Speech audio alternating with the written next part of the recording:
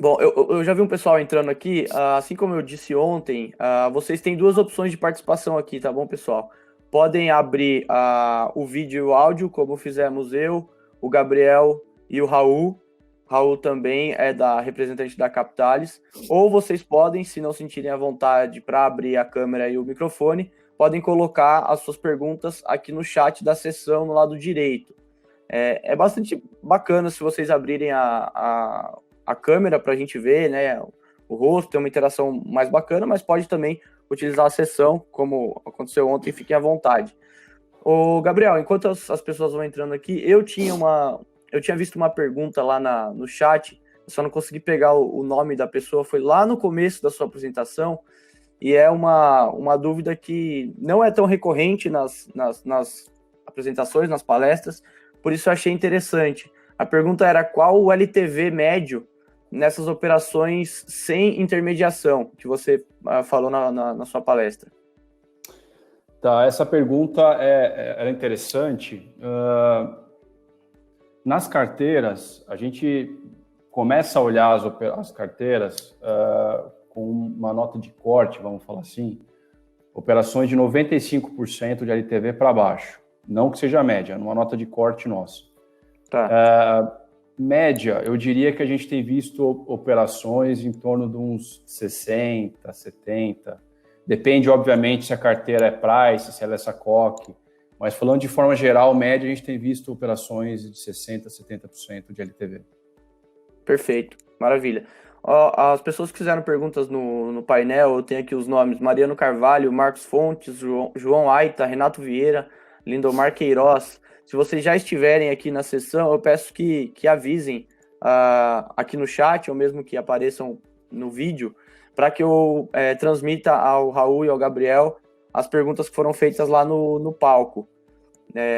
Eu receio fazer essas perguntas antes de vocês estarem aqui no chat. De repente, quando vocês entrarem, a dúvida já foi solucionada e vocês perderam a resposta. Enquanto isso, Gabriel, tem mais uma pergunta que eu gostaria de fazer, que é em relação ao prazo para pagar esse financiamento, né? Se é um prazo fixo, eu sei que são vários os produtos oferecidos, mas tanto na linha dos loteamentos quanto para a incorporação, seja a cessão de carteira ou mesmo no giro de estoque, se os prazos são fixos para o pagamento desse empréstimo, dessa dívida, ou se o incorporador pode personalizar de acordo com o fluxo de vendas daquele empreendimento.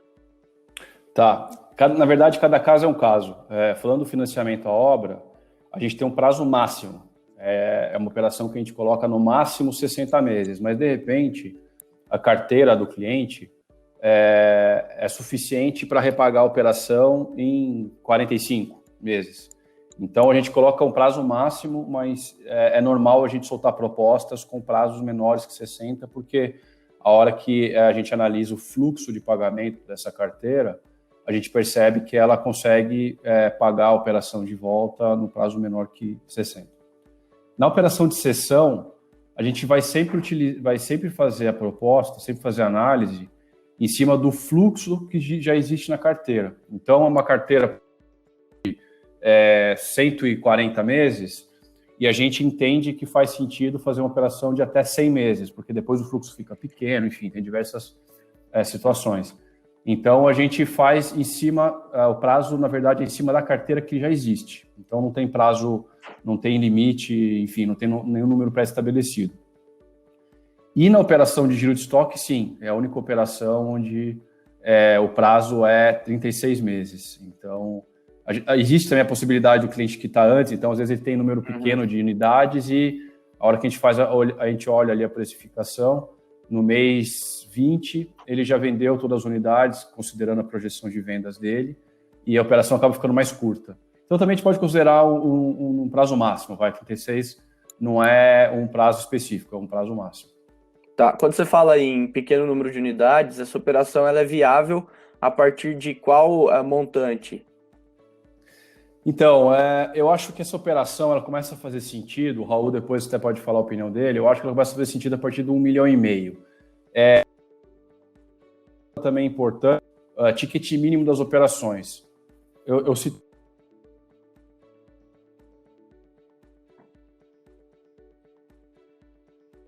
Acho que o Gabriel travou. Travou para vocês também, o Henrique? Voltou normal, agora, Henrique? deu uma travadinha só. Tá normal. Tá. Mas eu acho que o número considerado relevante para a operação não ficar cara, tanto para a operação de cessão quanto a operação de financiamento à obra, seria a partir dos 2 milhões. Eu acho que começa a fazer sentido a operação. Como na operação de giro de estoque a gente não tem, por exemplo, recebível, então não tem diligência financeira, não precisa acompanhar a carteira mês a mês, esse número cai um pouquinho. Então, acho que a partir de 1,5 milhão por aí, eu acho que a operação já começa a fazer sentido. Beleza. Quer complementar, Raul? Tá tendo uma reforma aqui do lado, desculpa pelo barulho, mas é bem isso que o Gabriel transpareceu mesmo. E operações a partir de 1,5 milhão já faz bastante sentido para ambos os lados. E é isso. Legal. Bom, eu vou começar aqui com aquelas dúvidas do palco. Perguntas bem relevantes. A primeira do Marcos Fontes. Qual o ordenamento jurídico que vocês atuam? Se são correspondentes bancários de bancos, ele até colocou aqui, segundo o site da Capitalis, não sei onde ele viu essa informação, se procede, se não, mas acho que a pergunta principal é qual o ordenamento jurídico? Não, a gente não é correspondente bancário, nós somos uma gestora de investimento, então a gente faz a gestão de diversos fundos, enfim, pela CVM, e esses fundos funcionam como veículos de crédito, então cada fundo tem a sua especificidade, alguns direitos creditórios, fundos multimercado, mas são todos fundos listados na CVM. Maravilha. Uma outra pergunta que tinha chegado lá durante a sua apresentação, qual o valor mínimo? Na verdade, são 3 perguntas em uma, tá? Eu vou fazer as 3, se você esquecer de alguma delas durante essa resposta, eu refaço. Qual o valor mínimo e máximo do financiamento? Acho que eu já fiz uma pergunta anterior. Qual a taxa? Essa é uma pergunta bem recorrente. E quais as exigências? Então, começando pela última, as exigências depende da operação, mas falando de forma bem simples, a gente não, nosso nível de elegibilidade não é um nível alto. A gente faz operações que não estão em SPE, a gente faz operações que não tem cláusula de alienação fiduciária em CCV. Basicamente, o imóvel está registrado com incorporação, está com vendas, essas vendas, essa carteira poder ser auditada, a forma que foi aprovado o projeto poder ser auditado juridicamente. Então, acho que basicamente as premissas básicas surgem daí. Na operação de cessão, é importante que eu comentei isso na palestra, é importante que tenha tido pelo menos 20% de obras e 30% de vendas. Então, essa premissa é importante. Na operação de lotes, no mais lotes, o financiamento à obra. No giro de estoque, é importante que tenha sido vendido pelo menos 50% das unidades. Essa é uma premissa que a gente olha no giro de estoque, na operação de incorporação. E na sessão de carteira, é o que eu falei, basicamente o empreendimento ter sido entregue, ter o TVO para ser apresentado, é uma operação que pode ser diligenciada sem muito problema, não tem nada muito importante além disso. Taxa. Enfim, taxa a gente sabe que é uma questão recorrente. Eu não gosto de falar número, eu acho que até ontem até respondi uma pergunta sobre isso aqui mesmo na sessão. Foi mesmo. A gente tem um range grande, um mínimo de operação, um mínimo de taxa igual o mercado de capitais trabalha, a gente está falando de 6%, 8% ao ano, até operações com taxas mais altas, com risco mais alto, como operações, por exemplo, de financiamento à obra de loteamento, onde tem um risco embutido maior, relativamente maior, que vão para 15%, 16%. A gente tem uma margem bem grande para ser trabalhada.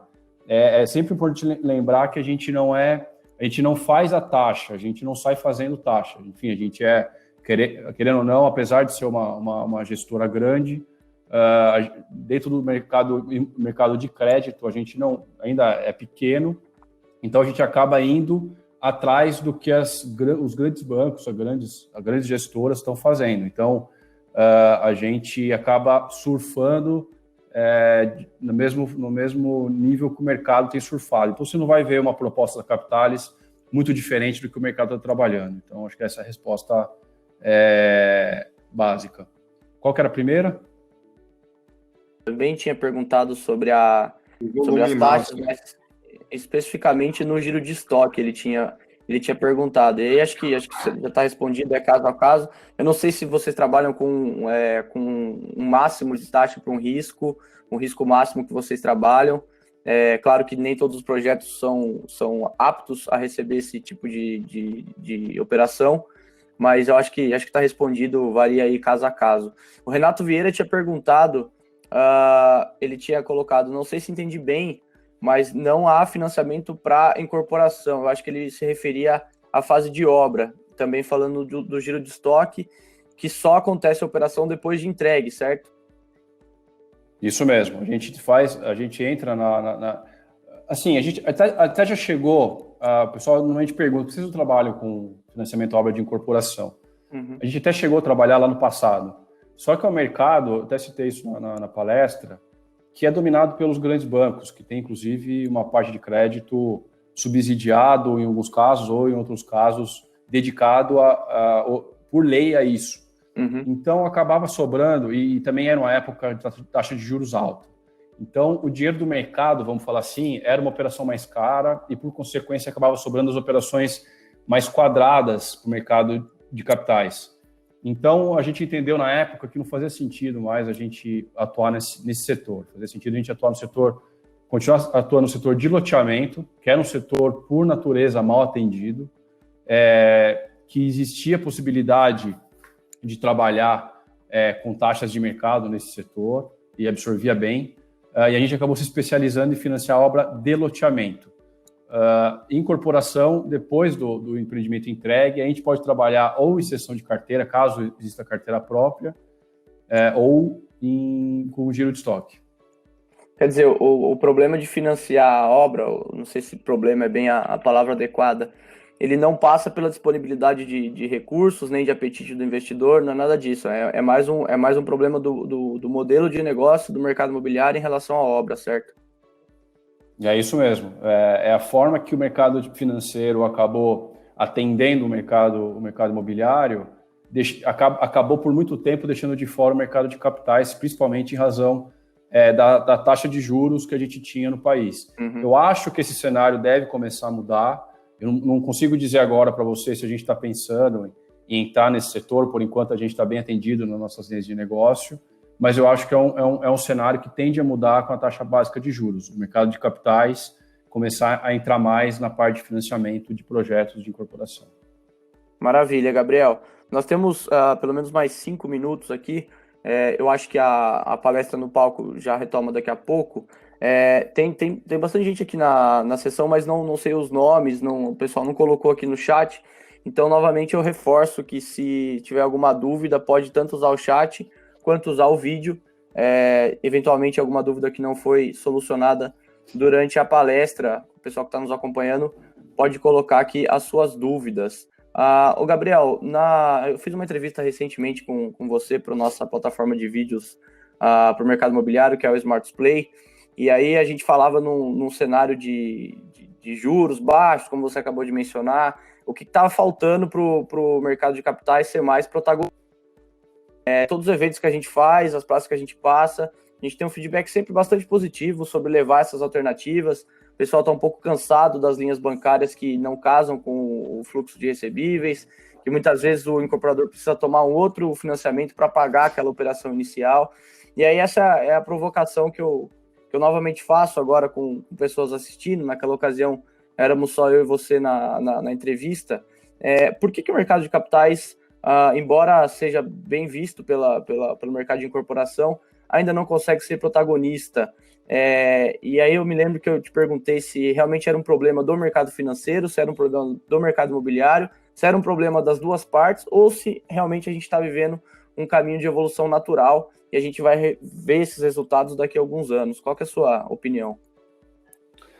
Eu acho que é sim um caminho de evolução natural. Eu acho que a primeira trava que foi tirada para isso ser acelerado agora como eu mencionei, é o nível de taxa de juros, então isso vai acabar empurrando os investidores para o mercado de capitais, para o mercado financeiro, através de operações de crédito, financiando operações de crédito mais específicas, crédito privado.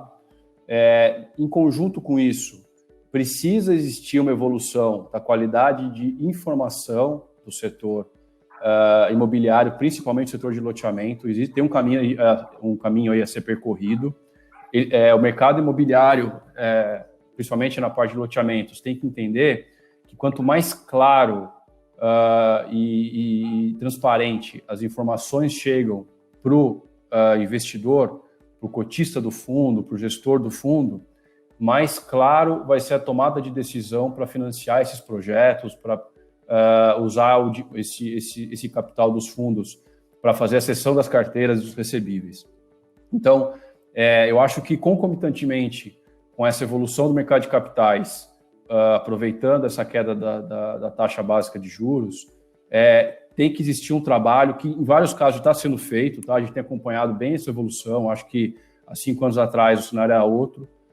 A gente tem acompanhado a evolução de várias loteadoras regionais mesmo, mas trabalhando nas suas informações, contratando serviços de gestão digitais que tratam essa informação de uma forma muito mais simples e clara, que pode ser depois apresentada para a gente de uma forma muito mais confiável.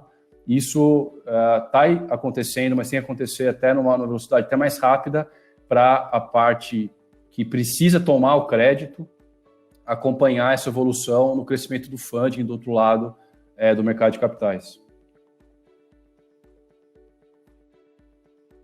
Perfeito. O Léo me mandou aqui uma dúvida que foi colocada depois já da sua palestra e eu não tinha encontrado. Deixa eu só pegar aqui para não errar na pergunta.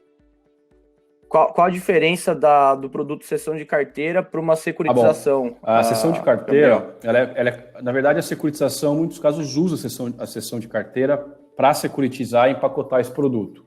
Então, basicamente, é como se eu tivesse um passo antes da securitização. A securitização usa a cessão e eu uso a cessão direto. Então, eu estou um passo antes da securitização. A cessão nada mais é do que de uma carteira, é assinado um contrato de cessão, independente se a matrícula já está individualizada, se tem certidão de matrícula, ou se ainda está no compromisso de compra e venda, ele vai ceder esse compromisso de compra e venda ou essa certidão de matrícula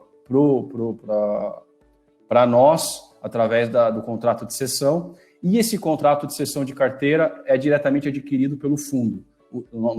Os veículos de investimento que a gente usa pode adquirir diretamente o contrato de cessão. Então, a diferença é essa, eu estou como se fosse um passo antes da securitização.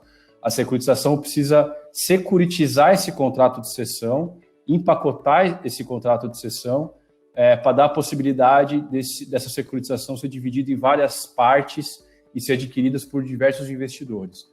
Eu não preciso fazer isso, eu posso fazer isso de forma direta. Quer dizer, reduz a tramitação, é mais ágil, né? Imagino que os custos muito mais ágil diferença e também. Muito mais barato. Como eu não preciso ter toda a estrutura que comporta a securitização e não a cessão tem muito menos custos. A cessão, basicamente, como eu falei, fazendo uma diligência financeira e a diligência jurídica para a operação poder ser aprovada por nós, pela administradora do fundo, etc. Depois, para acompanhar uma operação de cessão, eu simplesmente preciso de uma certificadora que faz ou o espelhamento dos boletos ou a cobrança ativa, o que for mais interessante para todas as partes. Basicamente isso. Já a estrutura de uma securitização que usa o contrato de cessão, ela tem todas aquelas linhas de custo que eu citei. A gente está falando de agente custodiante, agente fiduciário, a renovação de rating, administração de patrimônio separado, etc. Então, a gente está falando de uma estrutura muito mais simples e óbvia do que numa operação de securitização. Maravilha, Gabriel. Eu sugiro tanto para você quanto para o Raul, se tiver mais alguém da Capitalis aqui na plataforma, no evento também, que acessem depois no chat lá do palco, as pessoas que fizeram aquelas perguntas, como elas não se manifestaram aqui, eu não sei exatamente, não consigo aqui no meu controle ver se elas estavam aqui na sessão ou não.